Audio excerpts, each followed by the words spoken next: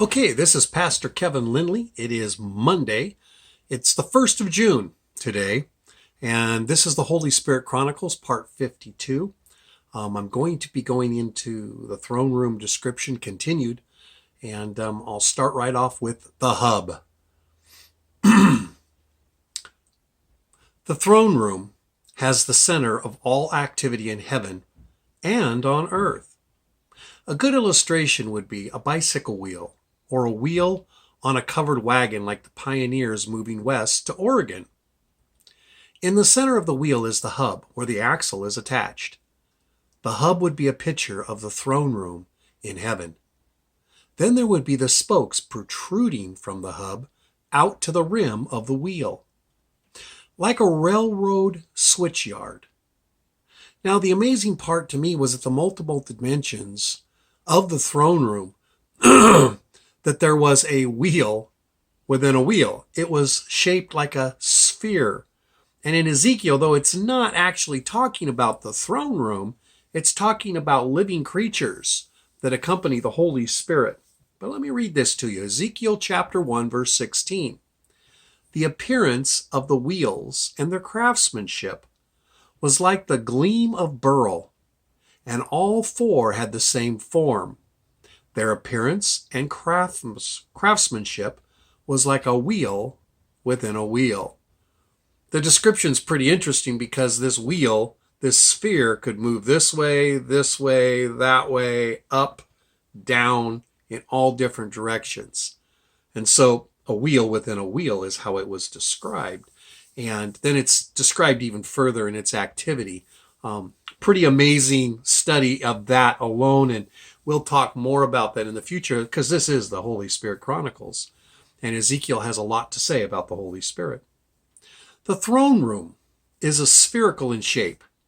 The throne room has the appearance of a circle, and it has been said, and as I said before, the angels and the strange created beings were above the throne, below the throne, on all sides of the throne. The throne room and the atmosphere surrounding it was spherical in dimension. Another interesting point was that the room area can be expanded or contracted as needed by the number of participants engaged in the activities. Quite literally, millions can be there, if not billions. Though the throne room is not what Ezekiel was talking about in his wheel within a wheel. However, the throne, the gift rooms. Encircling the throne are doors, gates, portals. These are entryways and had what they had in common was that each one opened into a different dimension. To the left of the throne room, my right, is the gift room. The gift room are files stacked high. Each file has a person's name on it. Inside are spiritual gifts that each person has access to if they ask. I should qualify. The manifestation gifts are in the file. The sad part is that God gives good gifts to his children, but those gifts are rarely accessed by believers. Most gifts are never even asked for, and therefore never get used. Gifts have to be asked for in faith and believing that you will receive what you've asked for.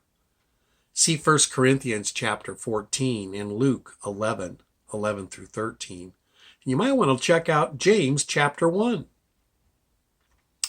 The parts room. Another example would be the parts room, off center to the right side of God's throne, my left. In the parts room are body parts of every human currently alive at the time.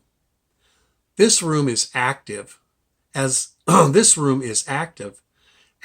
saints are calling out creative miracles wherever replacement parts are needed. The throne room the throne room I was shown seems to offend people. The Lord told me not to try to defend him, but just to share the things that he told me to share. The prophetic room, right directly behind the throne, is the portal where the prophetic declarations come from. every prophetic word that comes out of the prophetic room was spoken by God and has not its source in the will of any human. Every forthtelling had its origin from the prophetic room. If it doesn't have its origin from the prophetic room, then it was not spoken by God, and it's a presumptuous prophecy in the will of man. That's where we get our false prophets from. They're not pulling from the prophetic room behind the throne. The gates and other realms. Realms are different realities that cannot operate in linear time. I don't know exactly how it works, but I know it works. The translation that operates through this gate has been told in several stories throughout the Bible. One would be in Acts chapter 8, verse 39 through 40. Another would be Ezekiel 12, 14. And the other one is 1 Kings 8, 18, 11 through 12. It was Philip in Acts. It was Ezekiel getting translated in Ezekiel chapter 3, verse 12 and 14, and Elijah in 1 Kings 18, 12 through 11 through 12. There's a lot more about these other realms, and it's interesting because the realms surrounded the throne and yet weren't even visible unless we were addressing them, talking about them, moving through them, acting on them. It's like they would appear. And so there were literally thousands of them. I don't know how else to describe it. They're all around. One of the pictures that I have in my mind of these gift rooms is like the wheels within the wheels. It talked about there being eyes inside the rims all about. And everywhere were these eyes. There wasn't anything that could be done or said on planet Earth that could not be seen by these eyes with the wheel within the wheel. So the throne kind of parallels that concept of the eyes being everywhere.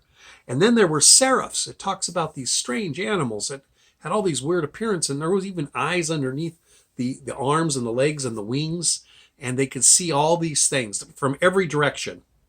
You know, we see directly what's in front of us.